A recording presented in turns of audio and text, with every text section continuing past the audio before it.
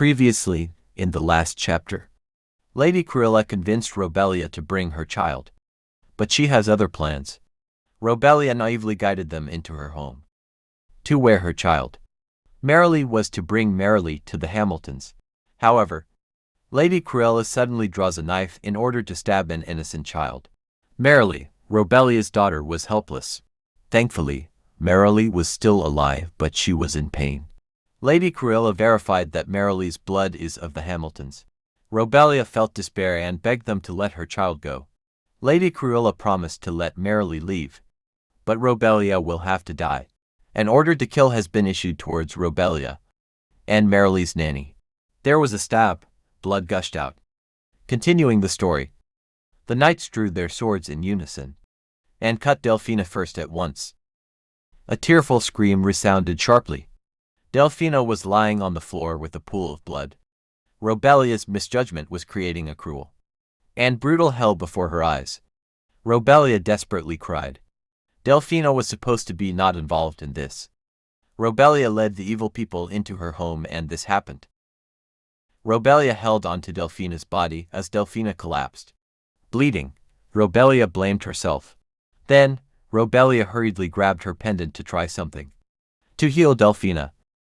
It seemed that the pendant was some sort of artifact, however. It was not functioning. Lady Cruella and Marchioness Margaret, who were watching the situation, ordered the knights again. The knights approached Robellia menacingly.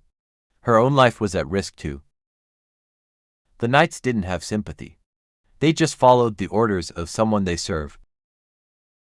Robellia got up and swiftly ran to escape the incoming slash.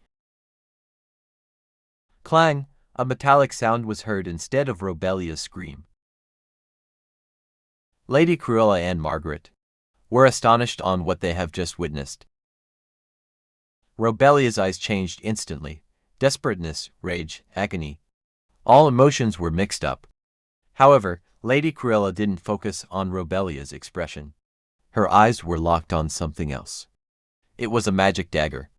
A strange aura rose from the dagger with strange patterns carved on the handle. Cruella was confused on how can a commoner like Robellia have something very expensive. As Robellia swung the dagger at the knights, a crescent thin mana slashed in front of them. The dazzlingly shining mana became a boomerang and killed them all at once. All the knights who followed Robellia died. Her goal was to kill Lady Cruella next. Robellia shouted at Lady Cruella and Margaret, who were quickly leaving outside the house. Robellia ordered them in a threatening tone to return Merrily back to her. Only then did Cruella's lips slowly open. She thought of a brilliant idea. Lady Cruella sarcastically explained that Merrily belongs to her, to the Hamilton.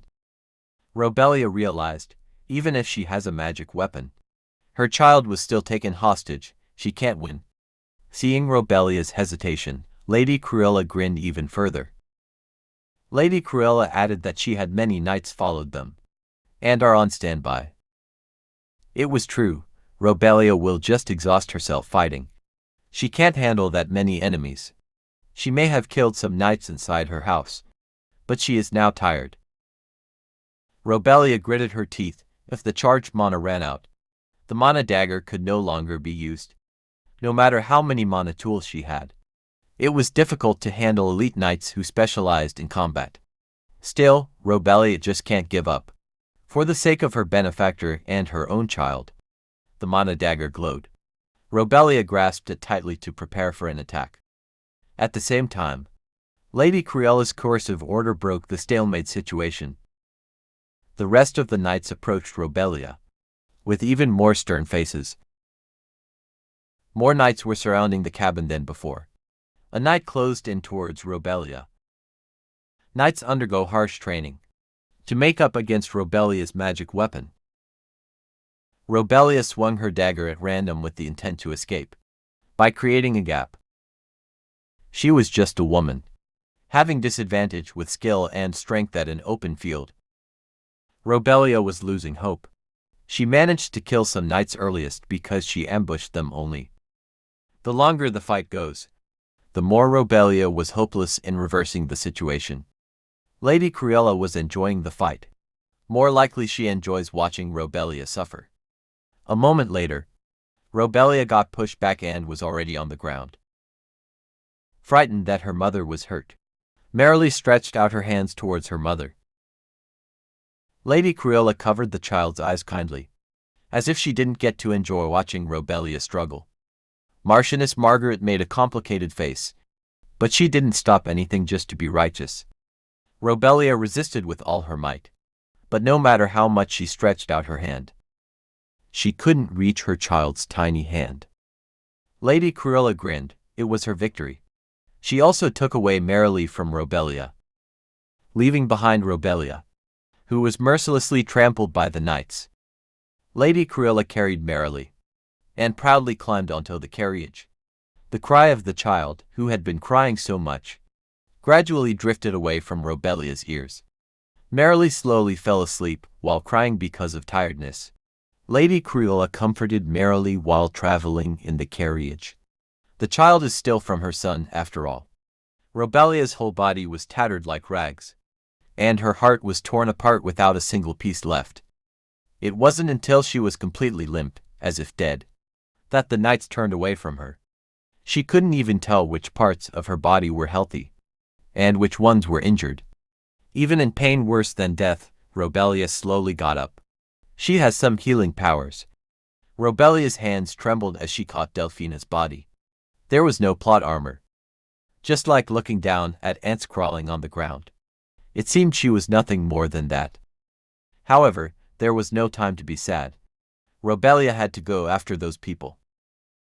Robellia had to go to the Hamilton estate to take back her precious child. Groggily walking, Robellia managed to go far but was met with an unexpected person. At the clear voice, her head turned upward. Standing in front of Robellia was none other than Margaret. Robellia immediately knelt in front of her. Pride was not the priority, her child was. Robellia even promised that she will live in seclusion once she takes back Merrily. Robellia has a point. Fighting and doing a power struggle against Margaret was pointless. For Marchioness Margaret, Merrily, who was born as a commoner, is his husband's illegitimate child anyway. Margaret readily agreed. She didn't want another child to have her husband's affection after all. Robellia was still crying, but she felt relieved. It would have been much better for her to get rid of that child than to raise that illegitimate child with her own hands. Margaret also sympathized and said that Lady Cruella have gone too far. But it wasn't a genuine sympathy. She just doesn't want Merrily to have any status. A sob that Robellia couldn't resist leaked out from time to time. She lowered her shoulder weakly. Even at this moment, Robellia felt like she was going crazy just to see Merrily, who was looking for her. Finally, Robellia got up and thanked Margaret. Still, Marchioness Margaret asked Robellia again to confirm about the deal. Robellia smiled and replied, "Nothing is more precious than Merrily to her." Robellia liked more that Margaret was honest and realistic, better than the two-faced Lady Cruella. She has been too easily deceived by friendly face and kindness to the point she was sick of it. Robellia fell into deep thought until Margaret woke her up. Robellia brushed it off, saying it was nothing. She was just organizing her thoughts after all. Margaret stretched out her fair, fine hands towards Robellia, signaling that they should go. Robellia took Margaret's hand. It felt like she just gained a comrade since they were both Endymion's victims. Marchioness Margaret smirked. Nobody really knew why she intended to help Robellia. Margaret smiled at Robellia like she just found an interesting toy. Pity, pride, what might Margaret's real intentions be? That's all, folks. If you enjoyed this video, be sure to like, comment down below, and subscribe to my YouTube channel. I will be posting more videos about good reads you may like, so stay tuned. Thanks for watching. See you soon.